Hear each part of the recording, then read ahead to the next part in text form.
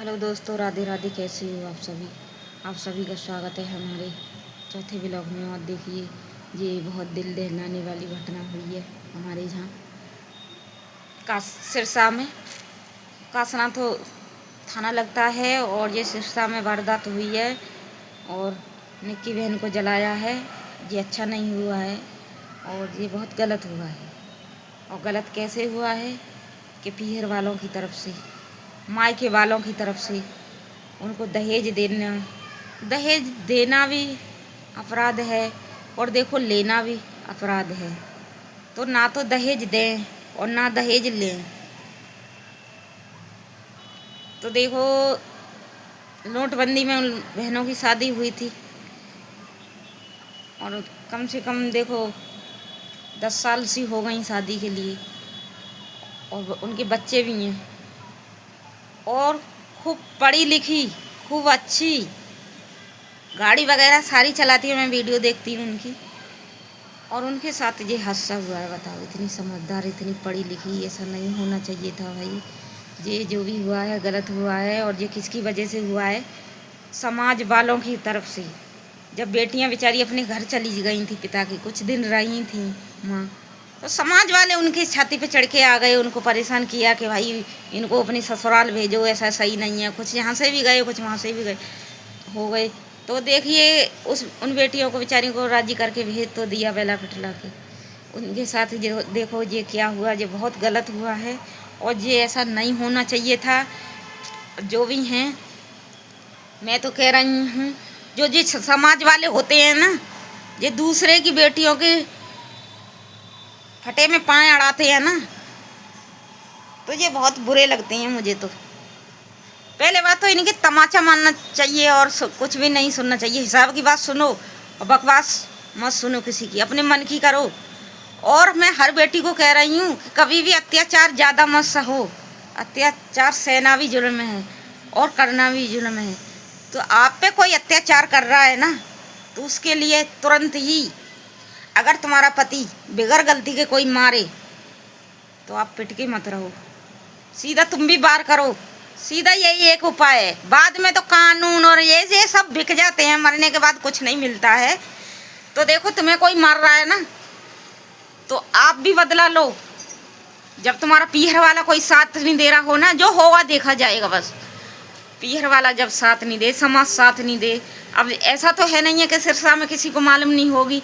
उसके किराएदार भी वगैरह बहुत रहते हैं। पास में दूसरी बिल्डिंग बनी हुई है, उसमें कितने किराएदार रहते हैं। कोई मीडिया वाला जाता है ना, हमें कुछ नहीं पता, हमें तो बस, हम तो जब आए थे अभी आए हैं, जानिए उस टाइम भी क्या सब मर गए थे जब झगड़ा हो रहा था, कि अब मर गए थे। थोड़ी बहुत भी तुम्हें मालूम नहीं पड़ी है? अरे बहुत दूर तक की आवाज़ आती है। वो इतनी ज़ोर ज़ोर से चिल्ला रही थी, वो भी जीने पे, और वहाँ से तो आवाज़ बहुत दूर तक जा सकती है। कोई बंद कमरे में नहीं थी, वो जीना तलक आ गई थी जल जला के। तो देखो, जो वहाँ पास रह रहे हैं ना, वो भी हरामजादे हैं। और उनसे पूछो ना, पहले भी कभी लड़ाई हुई थी? पता है क्या कहते हैं? नहीं, पहले तो कभी नहीं सुना।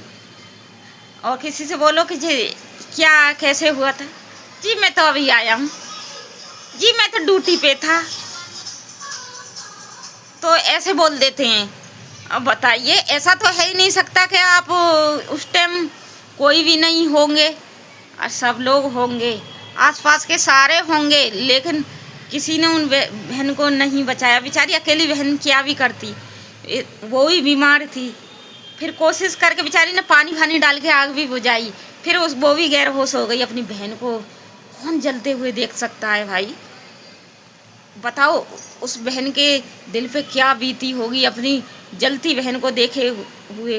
वो तो बेचारी, जब ही उसको तमाड़ा आ गया पानी डालने के बाद और वो गिर गई, फिर उसको पता नहीं कि मेरी बहन के लिए क्या हुआ है, कैसी है। फिर उसको हॉस्पिटल में ले गए। हॉस्पिटल में भी फिर जब तक वो ख़त्म हो गई, एडमिट किया। तो देखो, मैं सारी बेटियों से यही कहना चाह रही हूँ कि अपने दिमाग से जियो। अगर तुम्हारा पति तुम्हें खां दारू पी के और वैसे मारे ना,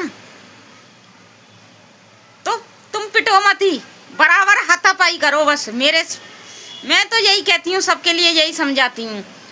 पहले तो देखो थाने में एक रिपोर्ट करो, उसकी थाने में देखो कागज लिखे दो, रिपोर्ट बनवा के खुद बना लो। वकील तो कुत्ते होते हैं, दोनों तरफ को मिल जाते हैं, ससुराल वाले की तरफ भी और पीहर वालों की तरफ भी। तो वो दोनों तरफ से वकील तो खाने की सोचता है। इसमें आपको क्या करना है, जो अब आगे को कोई परेशानी ना हो किसी बेटियों को, कि देखो आप पहले तो थाने में पत्र दो, ठीक है ना, शिकायत का लिखे। और वकील को वकील को मत पूछो, और आप एक पत्र लिखे दो, ठीक है ना। रिपोर्ट मतलब किसी से मत लिखाओ, आप पढ़े लिखे हो, आप खुद लिख के दे सकते हो। उसकी फोटो कॉपी आप एक बनवा के और उसको थाने में जमा करिए, और उसको ही थाने में जमा करके और जो अपनी जो तुमने लिखी है ना, उसे अपने पास रखिए सबूत के तौर पे। उससे क्या होता है, तुम्हें आगे के लिए वो आराम मिलेगा।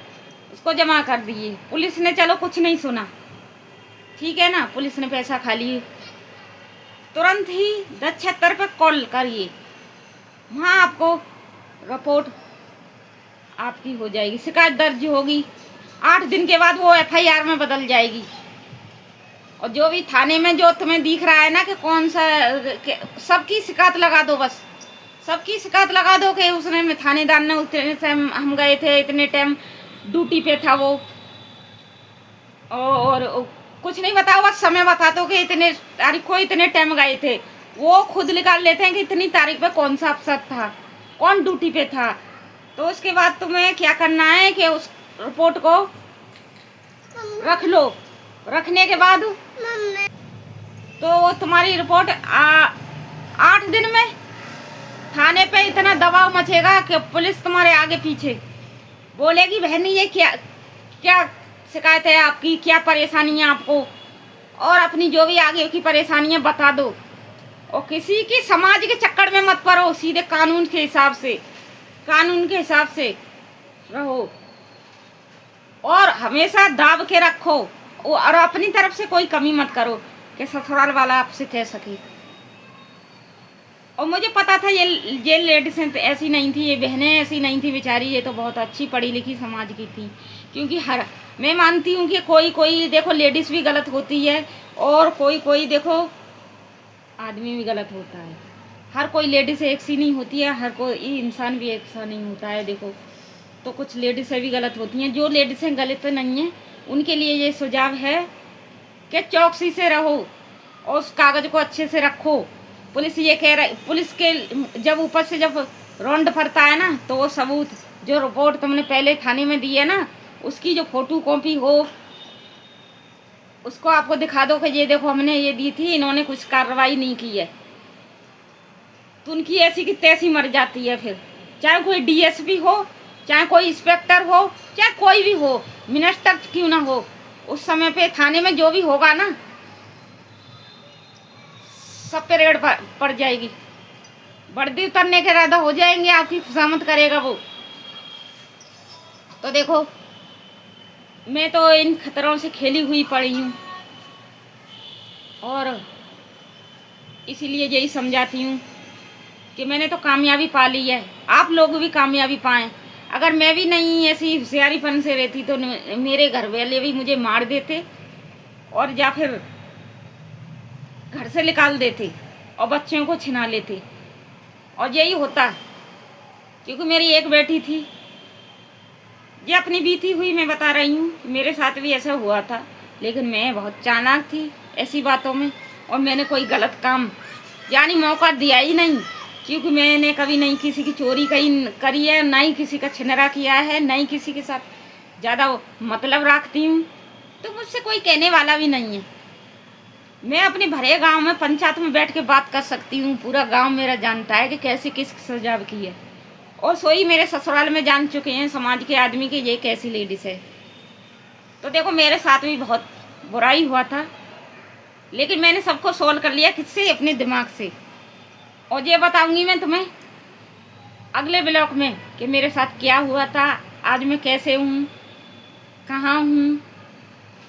तो आज के लिए यहाँ तक ही। नमस्कार, जय भीम, वंदे मातरम। और वीडियो अच्छी लगे हो तो लाइक करना, शेयर करना और देखो कमेंट भी करना। राधे राधे।